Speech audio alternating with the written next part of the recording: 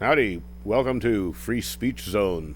I'm Bill Olson, your host, and I can't believe I'm starting my 8th year of this. Okay, this is year number 8, and this is the very first show of season 1 of this season, or this year. Okay, well, I've usually showed all kinds of doom and gloom, and that's what we're going to show some more today. But a question has arisen, when you're steeped in this stuff day in and day out, how do you keep your sanity? And here's the problem. A lot of people think that studying what's going on in politics and current events is optional. They think, oh, I don't like that. I don't get involved in that.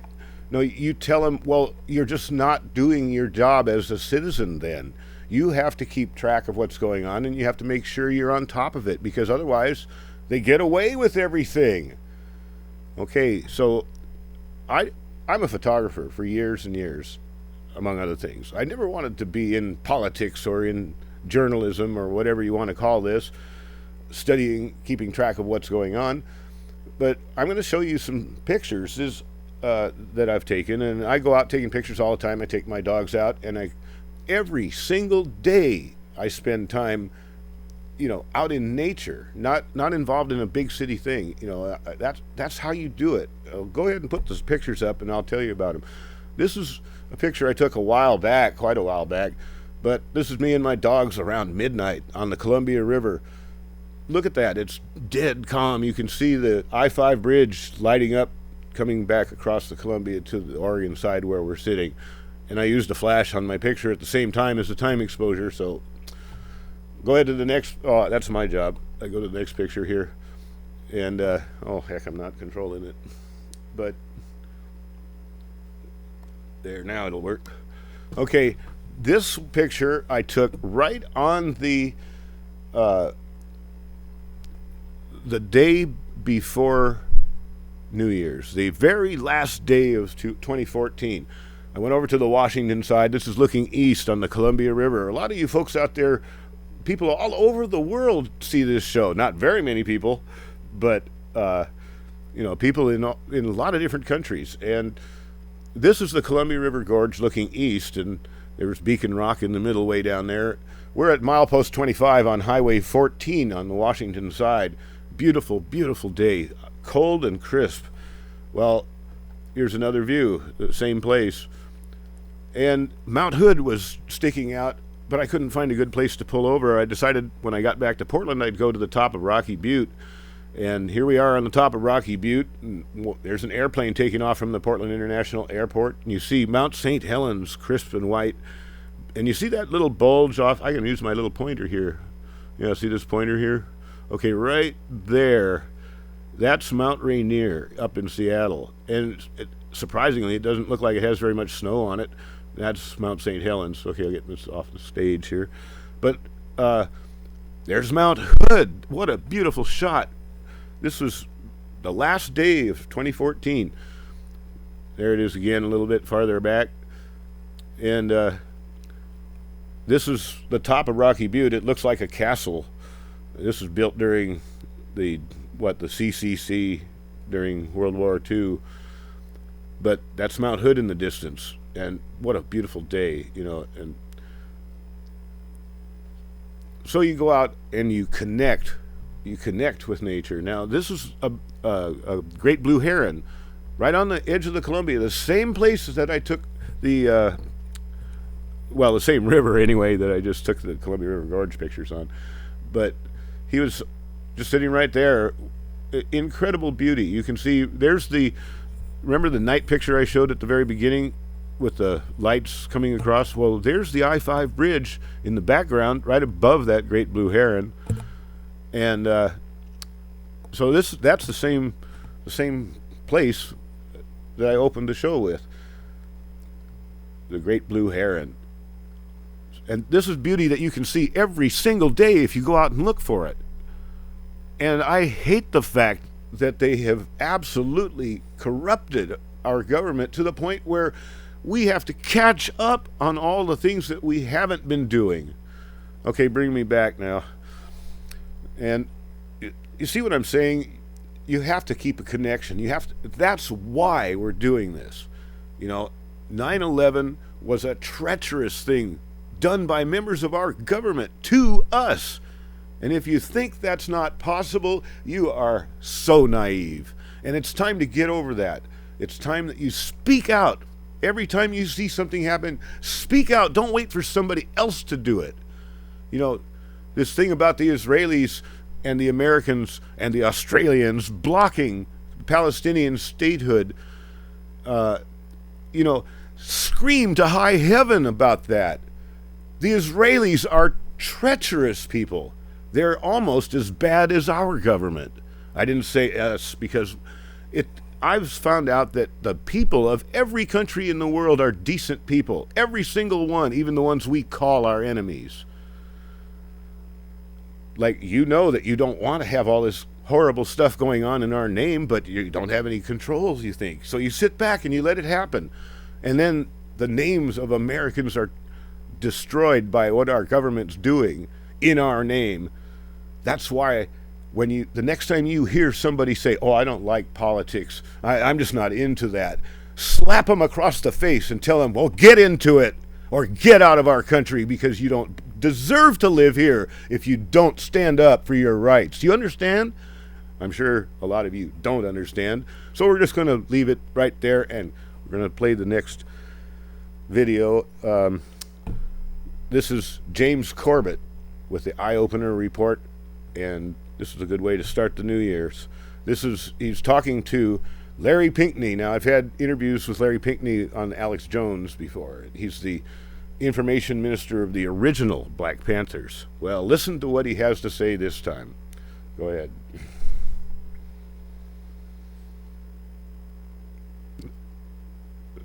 Looks like we got a little problem, but have no fear, it'll pop up. Here it goes.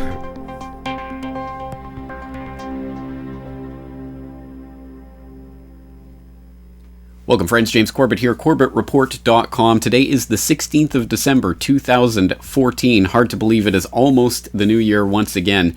And hard to believe it's been so long since we've talked to our current guest. It's been at least a year and a half or something like that by this point. Far, far too long. Of course, I'm referring to Larry Pinkney, a veteran of the original Black Panther Party, and someone whose biography is just too lengthy in terms of his activism and his struggle and his lengthy record of resistance to the status quo and the powers that be, to do justice to in a little introduction like this. So I'll bring him up and let him introduce himself. Larry Pinkney, thank you so much for coming back on the program. Well, Brother James Corbett, thank you for having me first and foremost on the program. I appreciate it deeply. I'm honored. I'm delighted. Look, let me say that right off the bat, you really already summed it up. I'm a veteran of the Black Panther Party, all right? Of the original. Don't be confused. I'm not talking about the so-called new Black Panther Party. The original Black Panther Party. I'm the only so-called American, quote-unquote, who successfully self-authored my case to the United Nations from prison. And, I can go on and on, but that's really irrelevant. What's important here is the struggle today in the year 2014, almost 2015. I'm honored to be on your program. I'm honored to be on your show. You make such a difference, frankly, all over the world. So thank you, James, for having me. Well, thank you so much for coming on, and I think you're right. I mean, we could go over some of your many accomplishments, but I think the proof is in the pudding when it comes to things like this. So let's talk about that pudding, because I wanted to bring you on today specifically to talk about an email blast that you sent out to some of your followers recently, in which you were talking about some of the articles that you were writing going back all the way back to 2008, warning about Obama and the type of presidency he was going to be bringing in.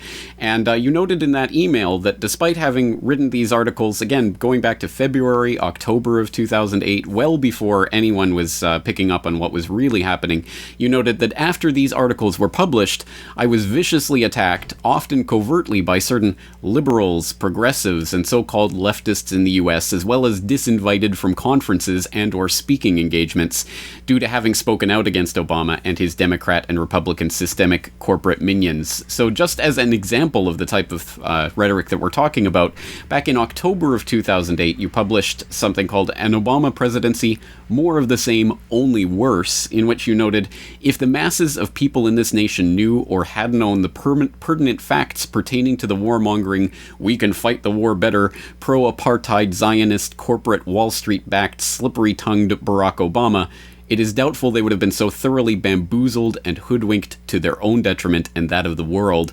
Words that have played out and been completely verified over the past 6 years, unfortunately. So, Larry Pinkney, are you psychic? How on earth did you possibly know that this was going to turn out this way back then in 2008?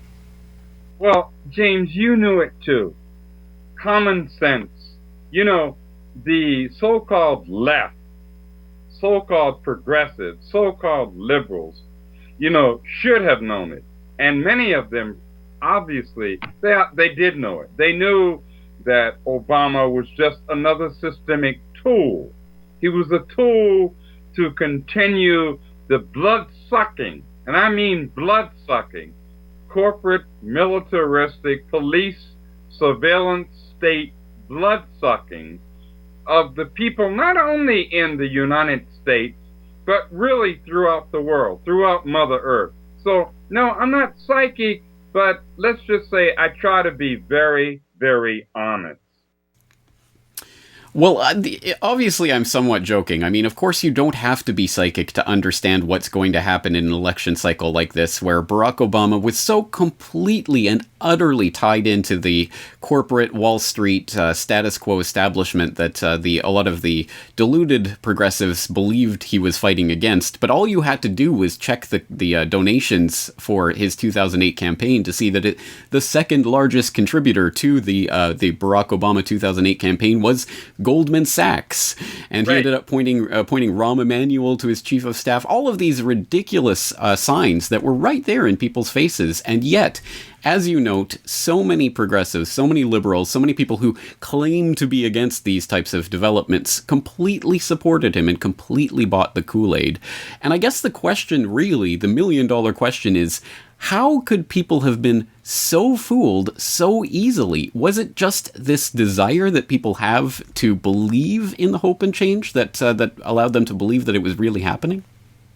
Well, I think it was a combination of things. I think, for one thing, the race card, or the so-called race card, I call it the color card, because there's really only one race on this planet of Mother Earth that I know of, and it's called the human race, all right? So the color card was played very insidiously and effectively by Barack Obama and his handlers, whether it was Lockheed Corporation, Goldman Sachs. I mean, it's an endless list that won't be missed, all right? But we have to understand that they have, when I say they, I'm talking about the national and global, what I call power elite, that 1% or 1.5%, whatever, all right? They keep us corralled, if you will, James, on a plantation, Democrat, Republican plantation, as if that's left and right. It's not. What it is, simply, is evil. It's a plantation of bloodsuckers, and I don't care what they call themselves. They're now people talking about, oh, we should have Elizabeth Warren. No, we should not have Elizabeth Warren. No, we should not. We don't need Democrats or Republicans. We need each other. Each other. And how long will it take the people in this country, in the United States, to understand that what it's about is divide and conquer, play each other off against each other, use each other, manipulate through fear, through disinformation. I repeat, disinformation, and that way control us. But hey, come on. We are not stupid.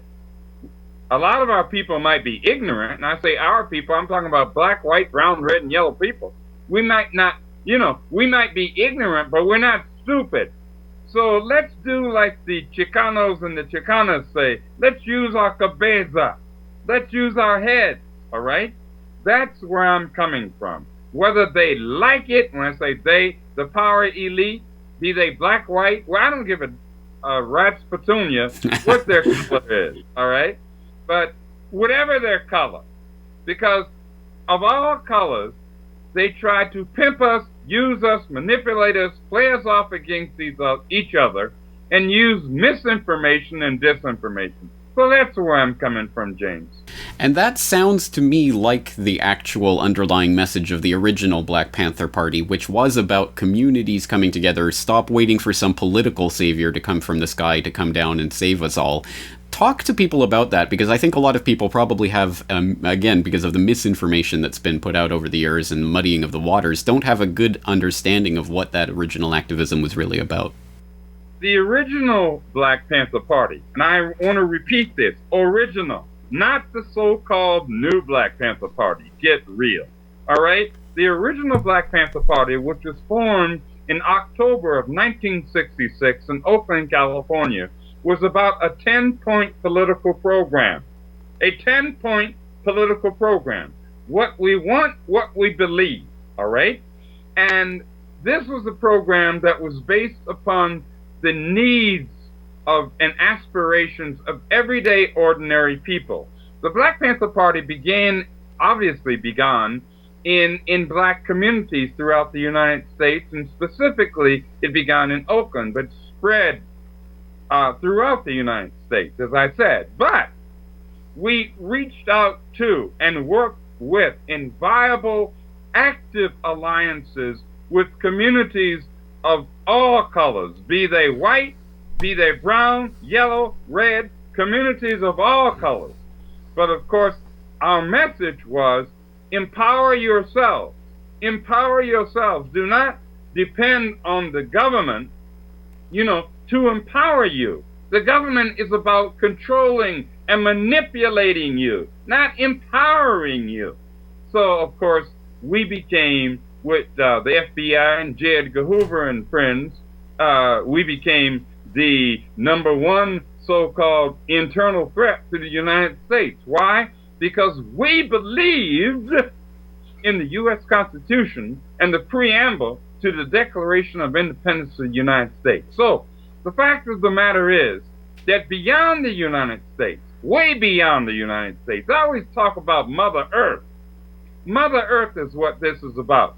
Whether it's Japan, China, Britain, France, Germany, whether anywhere on this planet, whether it's Nairobi, Kenya, or whether it's Lusaka, Zambia. In Africa, the bottom line is it's an everyday, ordinary black, white, brown, red, and yellow people struggle. This is what it's about, and that is why the national and global elite fear us.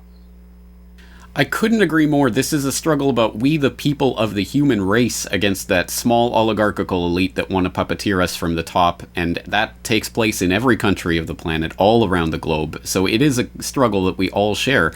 I couldn't agree more with that, and it seems self-evident. That seems to be the message of so many of these people who claim to be on the side of the people, but who time and time again end up siding with the power establishment and getting in line whenever there's an election. And let's get into this issue. I don't think we should avoid naming names, because I think it is important to look at some of these people and the things that they've advocated. And in your email, you said, where were the Chris Hedges, Medea Benjamins, Ray McGoverns, Cornel Wests, Bill Fletchers, and Amy Goodmans, etc., back in 2008, when their voices, warnings, and or writings to emphatically sound the alarm might have really made a difference? And that really is the question.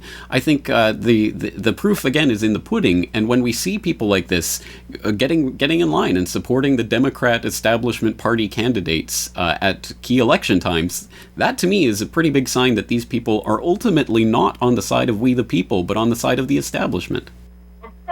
Of course. And James, here we go again. These misleaders, they're not leaders. Let's understand what they really are. They are misleaders, all right? They are people whose vested interest is maintaining the status quo. I don't care what they say. The proof of the pudding is in the taste.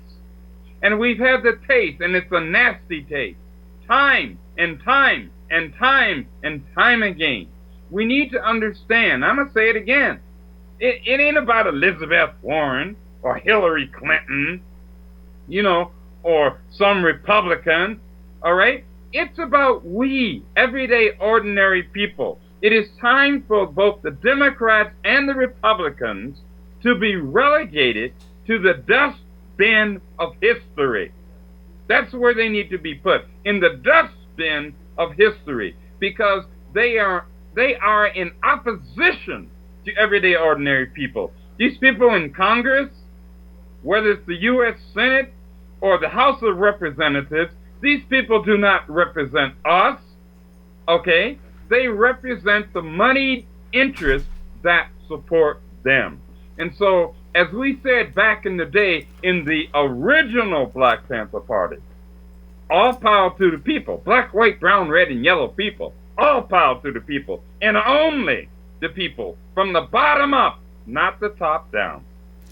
Well, again, I think that's the struggle. That's what we're trying to accomplish. So I guess the question really is, I mean, I know a lot of people, I'm sure you know a lot of people, well-meaning people who fell for this hook, line, and sinker in 2008 and really did believe there was going to be some sort of hope and change. And I don't want to make fun of those people for being suckers once. I mean, we've all been suckered in our lives.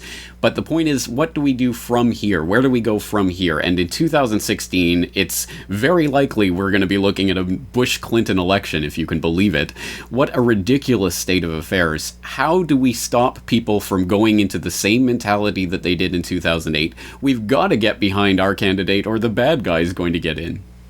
Well, the definition of insanity is doing the same thing repeatedly, over and over again, and expecting a different result, okay? That's the definition of insanity.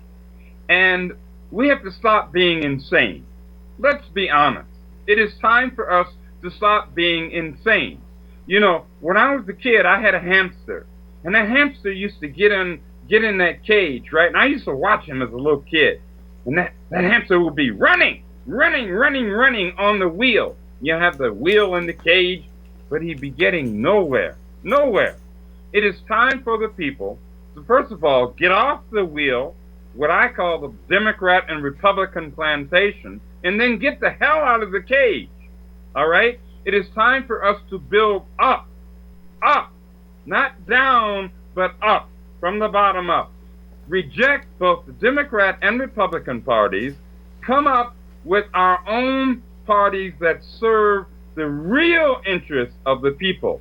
And that's hard, because one thing that the Democrats and Republicans agree on is to put the kibosh on any independent, any so-called third party. I say so-called because the Democrat and Republican parties are really one party. That's why I say so-called third parties. They're really second parties. But, they agree, meaning the Democrats and Republicans, let's put the kibosh on them. Because they represent what? A threat to our monopoly. So we have a dictatorship of the Democrats and Republicans. So let's begin there.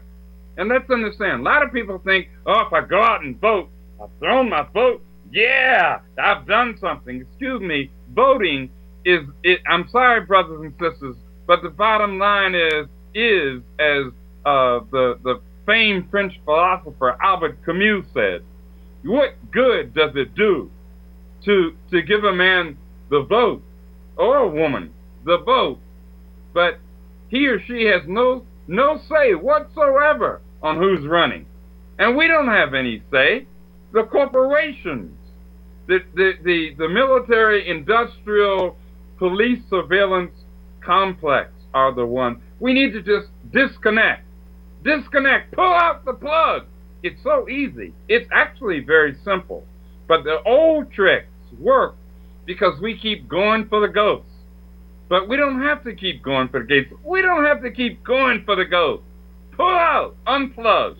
You know, that's such a good analogy, Larry. I'm glad you said that, because it's like there's this machine that we keep going back to and expecting that something's going to happen differently. If we put in a different combination of letters into the machine, something will happen. No, unplug the machine. Stop giving the machine the power. Stop worshiping the machine. It's the machine that is the problem. And there is so much that can be accomplished by us at the community level, working together with each other, that doesn't involve waiting for some political savior. So stop focusing on the big national elections as if this is going to be a solution to anything instead of just more of the same.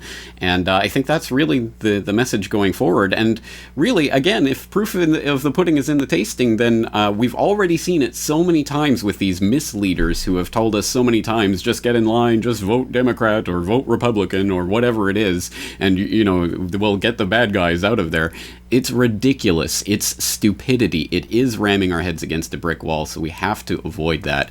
All right, Larry, so much important information here, but you also have so much important information that you're writing and that you talk about on your radio programs. Can you tell people how they can find more about yourself and your writing? Well, thank you, James. Thank you, my brother. Please, I would implore the listeners that watch you and hear you all around the world, James, please go to blackactivistwg.org. It stands for Black Activist Writers Guild. blackactivistwg.org. And when you go on, click on the archives. Look over to the right side, go down, click on the archives, and you will see my archives from 1968 right up to December 2014. Okay? You'll see articles, interviews, etc., etc. Also, I would ask folks to please go to Intrepid Report. That's intrepidreport.com. I happen to have the honor and privilege of serving as an associate editor at intrepidreport.com, not only to read my articles, but other great articles that are written by so many critically thinking people. So I'm going to thank you for giving me this opportunity, my brother. I thank you right back. I hope people will check out both of those websites. Of course, they're going to be linked up in the show notes for this episode at corbettreport.com. And as well, if you do support Larry in the work that he's doing, he does need financial support as well. So you can also send in donations via the Black Activist Writers Guild. Okay, yeah, we started the donation stuff. I'll forget it. Pretend that didn't happen. I'm not going to swear this time like I did on the air one time. Silly me. I got in trouble for reacting to doing something wrong. Not the fact that advertising. Well, anyway. Okay, power to the people. Right on, Larry. And that means white, black, red, yellow, and brown. We're not... And people that tell you that those are races, well, they're ignorant if they think that we have any one more than the human race. There's only one race, the human race. Everything else is a variation on a theme. And, well, anyway. Okay, now we're going to move on real quick here. George Galloway in front of the Parliament telling them about ISIL. And it's funny how everybody in the world knows about ISIL except we in the United States and, of course, the Parliament. Anybody in politics has to pretend they don't know. Well, okay, but George Galloway doesn't pretend, so here we go. Let's watch him. Did it go? No, it's not. Go ahead. I guess I have to do this. Here we go. George Galloway. Speaker, time doesn't permit me to tell you how many millions of I told you so's are currently being spoken in the country, or will be when they read of this debate. Ordinary people, millions of them, who knew what the expensive talent governing our country did not know, namely that there was no Al-Qaeda in Iraq, there was no Islamist fundamentalism in Iraq before Mr. Blair and his mouthpieces that are still here and Mr. Bush invaded and occupied them. What a tangled web we have woven is abundantly clear to everyone watching this debate. The mission creep hasn't even waited for the end of the debate. The words on the motion are about bombing Iraq. If there's a consensus in here that we're going to soon be bombing Syria. The words don't mention boots on the ground, but there's a consensus here that there will be boots on the ground. The only question being, whose boots are they? This debate has been characterized by members of parliament moving around imaginary armies. The Free Syrian Army is a fiction which has been in the receipt of hundreds of millions of dollars, huge hundreds of tons of weapons, virtually all of which were taken from them by Al-Qaeda, which is now mutated into ISIL. The Iraqi army is the most expensively trained and most modernly equipped army in history. Hundreds of billions of dollars have been expended on the Iraqi army, which ran away, leaving its equipment behind it. ISIL itself is an imaginary army. A former defense secretary, no less, said we must bomb their bases. They don't have any bases. The territory they control is the size of Britain, and yet there's only between 10 and 20,000 of them. Do the maths. They don't concentrate as an army. They don't live in bases. And the only way a force of that size could successfully hold the territory that they hold is if they have a population which is acting as the water in which they are swimming. And that population is quiescent because of Western policies and Western invasion and occupation. That's the truth of the matter. ISIL could not survive for 5 minutes if the tribes in the west of Iraq rose up against them. Yes, I will, happily. And how appalled people will be to hear him say that women buried alive, women enslaved, are quiescent in their persecution by these people. What a total disgrace. Yeah. Well, they don't like it up them, Mr. Speaker. They'd rather have an imaginary debate moving around imaginary armies. ISIL is a death cult. It's a gang of terrorist murderers. It's not an army, and it's certainly not an army that's going to be destroyed by aerial bombardment. ISIL is able to rule the parts of Iraq that it does because nobody in those parts has any confidence in the government in Baghdad. A sectarian government helped into power by Bremer and the deliberate sectarianization of Iraqi politics by the occupation authorities. The government knows that. That's why they pushed al-Maliki out, even though he won the election, by the way, if we're talking about democracy. They pushed him out because they knew that far too many people in ISIL-occupied Iraq had no confidence in the government in Baghdad. Nobody has any confidence in the army emanating out of Baghdad. So this will not be solved by bombing. Mr. Speaker, we've been bombing Iraqis for 100 years. 100 years. We dropped the world's first chemical bombs on them in the 1920s. We attacked them and helped to kill their king in the 1930s. We helped the murder of their president in 1963, helping the Ba'ath Party into power. We bombed them again through the 90s. Yes. Sure, we're all ever so grateful for the lecturer, but what is his solution to this problem? Well, now I've got an extra minute thanks to you. I'll be able to tell you. This will not be solved. Every matter will be made worse.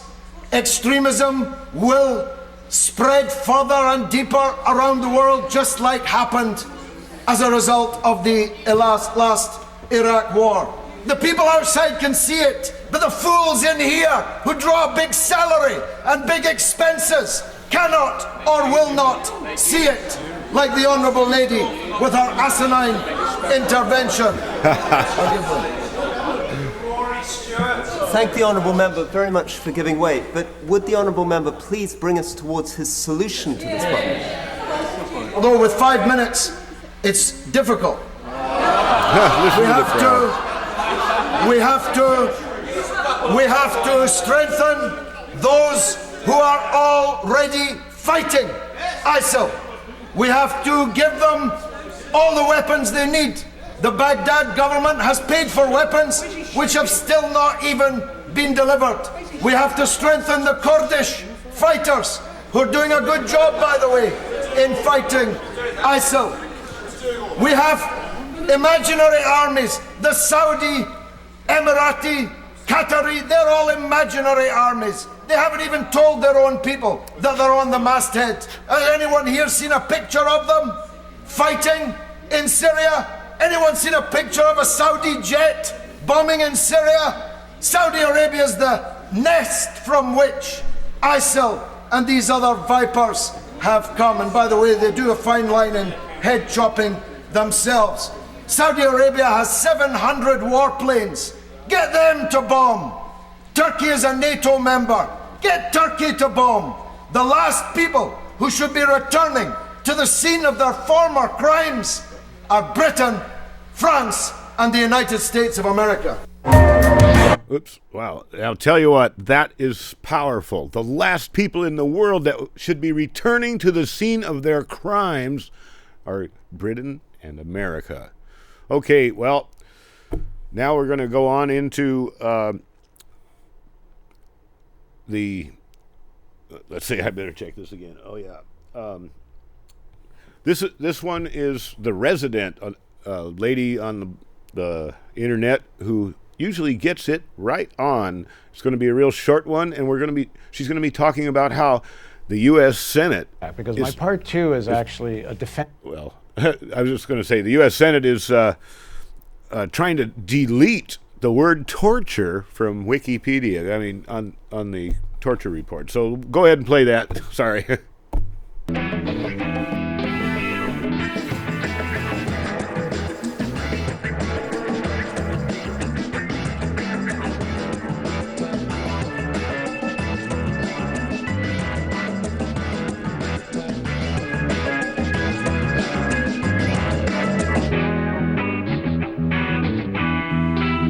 This story is awesome because in it, the government is acting like a gossipy brat who actually cares about negative internet comments. Of course, by now you're aware that the U.S. Senate released a report on the CIA's torture techniques. And of course you're aware of how mad that made a lot of people in the government who support the techniques, and how those people would prefer it if we all stopped saying torture and started calling it by the euphemism they use, enhanced interrogation techniques. It's a stupid battle, as if changing one word could change the level of pain and inhumanity executed by the CIA. So it's even stupider that someone from inside the U.S. Senate has actually been trying to edit out the word torture from the Wikipedia page for the Senate's report. 2 times, once on December 9th and once on December 10th, from an IP address within the U.S. Senate, someone tried to remove the line which describes the CIA's enhanced interrogation techniques as a euphemism for torture by saying that was a biased way of presenting the facts. They tried to edit a line which right now reads, "The CIA Torture Report is a report compiled by the United States Senate Select Committee on Intelligence about the Central Intelligence Agency's detention and interrogation program using various forms of torture, known in U.S. government communiques as enhanced interrogation techniques." They didn't like that. So someone in the U.S. Senate was actually trying to get rid of that pesky word torture. They were found out by a Twitter bot called Congress Edits. It's a bot that tweets every time an edit has been made to a Wikipedia page using computers that are registered at Congress. I encourage you all to follow it now. It's based on another Twitter bot which tracks Wikipedia edits made from inside Parliament called Parliament Edits, which you Brits should follow for sure.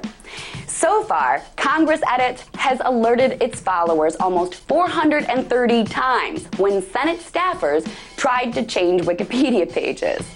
They've also tried to edit the White House's Iraq Group page, William Shatner's page, the Senate elections page, a wiki article on physical attractiveness, Smokey the Bear's page? I'm not kidding. These are the kinds of pages they've been trying to edit. So random and weird. Isn't that amazingly ridiculous? The Senate frets over stupid Wikipedia pages like some novice YouTuber trying to edit out bad comments or something. That's funny enough. But then even funnier is the fact that they got caught so easily. This is the US government. They're supposed to be experts at online tracking. They should have known they'd get caught. But I guess at the end of the day, letting the word torture appear on the report's Wikipedia page was just too torturous for them to bear. Tonight, let's talk about that. Okay, I love that, her little short sections. She also has a blog on the internet, and you go and talk about that stuff with her online afterwards. It's a regular feature that she does every day, at least. Okay, the next thing we're going to do is something that's kind of interesting. It looks like YouTube declared it a copyright violation multiple times for its creator, the Alex Jones Show. They did an interesting comparison between It's a Wonderful Life and the way the Fed is. 100-year anniversary of the Fed brought it about, so we're going to show that right now. Over the last 100 years, the Federal Reserve has created bubbles and burst them, enslaved us with debt, and destroyed our purchasing power through inflation. Yes, it's been a wonderful lie for the bankers. There are striking parallels in Frank Capra's It's a Wonderful Life to the lies and tricks that real bankers used to create the Federal Reserve. Human nature doesn't change, and the greedy elite of 1913 and 2013 look and act a lot like Potter, the banker in the movie. And many Americans are left like George Bailey, staring into the abyss as their dreams collapse and they face financial ruin. Do we live in a country that looks a lot more like Pottersville than Bedford Falls? What does Frank Capra's film show us about how we got here and how we can get out? When the Federal Reserve was created 2 days before Christmas 100 years ago, it was a culmination of 6 years of fraud, fear, and manipulation. I've never really seen one, but that's got all the earmarks of being a run. The Panic of 1907 was used to shape public support for the Fed. The panic was triggered by rumors that 2 major banks were about to become insolvent, just as we see in the movie. George, there is a rumor around town that you've closed your doors. Is that true? I am going all out to help in this crisis. I have just guaranteed the bank sufficient funds to meet their needs. They will close up for a week and then reopen. Just took over the bank. I may lose a fortune, but I am willing to guarantee your people too. Just tell them to bring their shares over here, and I will pay 50 cents on the dollar. Oh, you never miss a trick, do you, Potter? Unfortunately, J.P. Morgan got away with the deception and was able to shut down competitors and snapped up assets at fire sale prices. Take during the Depression, for instance. You and I were the only ones that kept our heads. You saved the building and loan. I saved all the rest. Yes, well, most people say you stole all the rest. The envious ones say that, George. The suckers. Charles Lindbergh Sr. warned people at the time of the creation of the Federal Reserve that it would not stop boom and bust cycles, but would actually create them in order to benefit its private owners. Here's what he said. To cause high prices, all the Federal Reserve Board will do will be to lower the rediscount rate, producing an expansion of credit and a rising stock market. Then, when businessmen are adjusted to these conditions, it can check prosperity in mid-career by arbitrarily raising the rate of interest. It can cause a pendulum of a rising and falling market to swing gently back and forth, or cause violent fluctuations by a greater rate variation. And in either case, it will possess inside information as to the financial conditions and advanced knowledge of the coming change, either up or down. This is the strangest, most dangerous advantage ever placed in the hands of a special privileged class by any government that ever existed. The system is private, conducted for the sole purpose of obtaining the greatest possible profits from the use of other people's money. They know in advance when to create panics to their advantage, and they know when to stop panic. Inflation and deflation work equally well for them when they control the finance. As we see in the movie, not all lending institutions have the same motivations. Now, you take this loan here, Ernie Bishop. You know, that fellow that sits around all day on his brains in his taxi, you know. I happen to know the bank turned down this loan, but he comes here And we're building him a house worth $5,000. Why? Well, I handled that, Mr. Potter. You have all the papers there, his salary, insurance. I can personally vouch for his character. Friend of yours? Yes, sir. You see, if you shoot pool with some employee here, you can come and borrow money. What does that get us? A discontented, lazy rabble instead of a thrifty working class. As a former FDIC chair said, all too often the large banks use their models and their algorithms, and if you don't fit in their boxes, you don't get the loan. And Dodd-Frank legislation is tying the hands of small lenders, shutting out buyers and shutting down lenders. Today there are fewer lenders than at any time the government has kept records. 10,000 banks disappeared between 1984 and 2011. This town needs this measly one-horse institution, if only to have some place where people can come without crawling to Potter. Come on. In the movie, George gets to see what happens to the small town if Potter didn't have competition from credit unions and smaller lenders. If it hadn't been for you... Yeah, if it hadn't been for me, everybody'd be a lot better off. My wife and my kids and my friends. Look, little fella, why you go off and haunt somebody else? Yeah, so you still think killing yourself would make everyone feel happier, eh? Well, I don't know. I guess you're right. I suppose it'd been better if I'd never been born at all. Pottersville, the only businesses thriving are vice. People are angry. The town is filled with signs like, keep moving, keep off the grass. Bert the cop actually shoots at George when he's running away and is no threat to anyone. Stand back!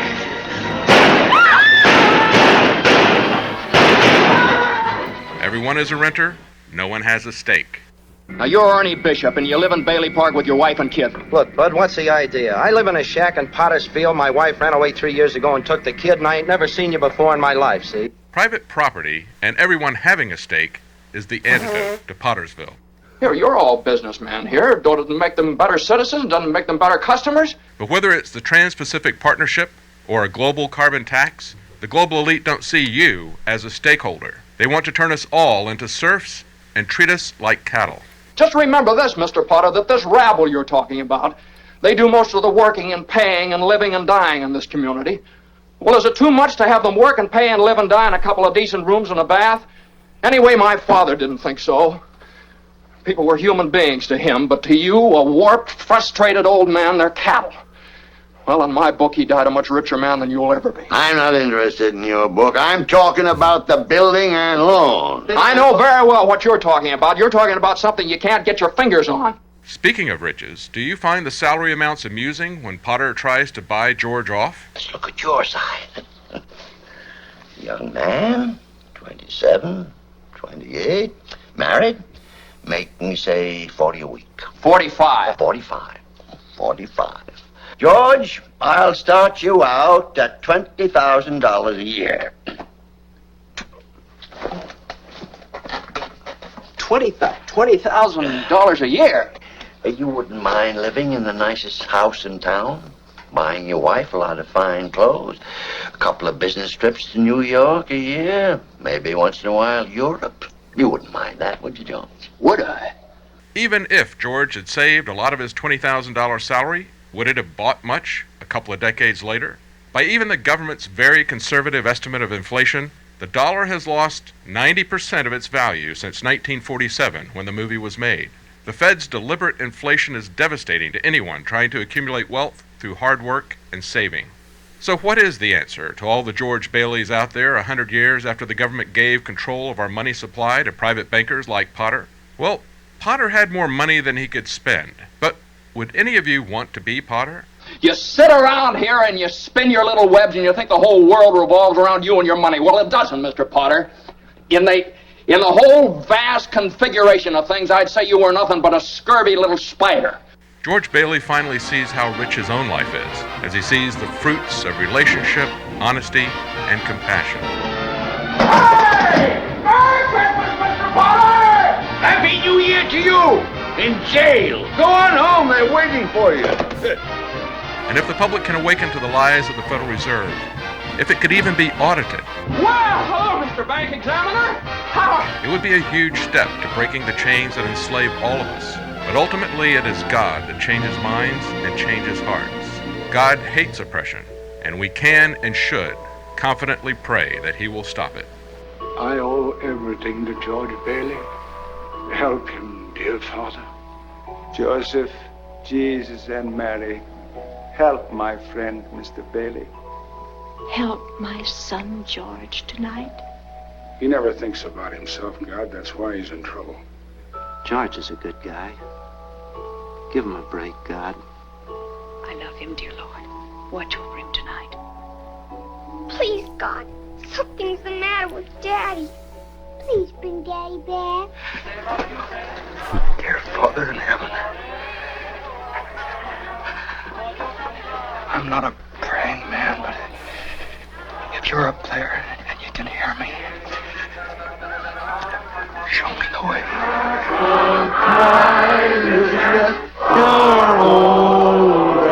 For the InfoWars Nightly News, I'm David Knight. Okay, you got a little heavy on the religion there, and if some of you out there are thinking that you're going to wait for God to fix everything, you're sadly mistaken. You're going to have to get off your own touche and do something. Okay, now we've got a little bit of time left. This next video is real short, but it shows, we've talked about many times how they're training the police and military now to look at the population as the enemy. We are the new terrorist threats. If you're pro-Constitution, in other words, if you support the law of the land, which should make you, in the old days, it made you a good citizen. Now it makes you a terrorist. If you pay cash, you might be a terrorist. Well, anyway, people said, you're lying, you're full of it. Well, here's an interview with a cop who turns around and says, Constitutionalists are a danger. Go ahead, hit it. Everything's going crazy, so. I mean, I know you guys are on the front line and you need to be protected, but I know there's a lot of people worried about that turning on citizens who are deemed to be, terrorists, and that is a very loose term now. Who is a terrorist? It's worldwide. It's everywhere.